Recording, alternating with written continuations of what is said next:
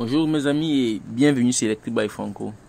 Tout récemment, je vous ai fait une vidéo sur le module de gestion du système de signalisation dans un système de sécurité incendie.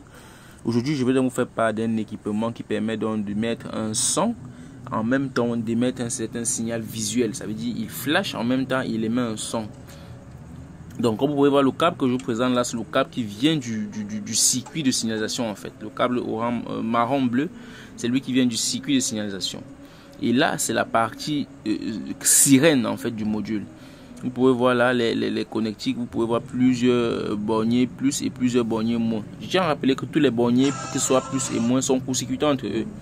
Pourquoi avoir multiplexé les borniers? C'est tout simplement pour ne pas surcharger le bornier dès lors qu'on voudra le câbler.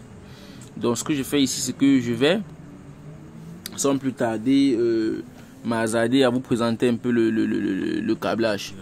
Maintenant ici je prends un brin que je branche sur un bornier moins et un bornier plus, et je ramène du côté du flasher. Je le branche aussi sur un bornier moins et un bornier plus. Je sais pas si on se comprend, ça veut dire que je fais un système en parallèle. Maintenant, je prends le connectique qui vient du réseau, qui vient du NAC module, qui est le module de gestion des flashers et des sirènes. Je le branche donc sur le flasher. Je ne sais pas si on se comprend. Je le branche donc sur le flasher que vous voyez là, celui qui est au mur. Plus seulement, je suis en train de vous présenter là, c'est la sirène. Mais le câble qui vient donc du NAC module, du circuit de flasher, c'est lui là, le câble marron et bleu. Je le branche donc sur l'autre bornier vide du flasher, parce que le flasher c'est celui qui est au mur.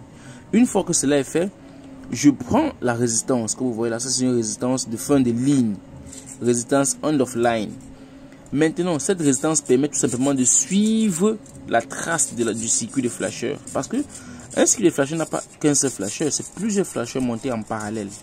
Maintenant, pour essayer de monitoriser le circuit de flasher, l'on monte dans une certaine résistance de fin de ligne.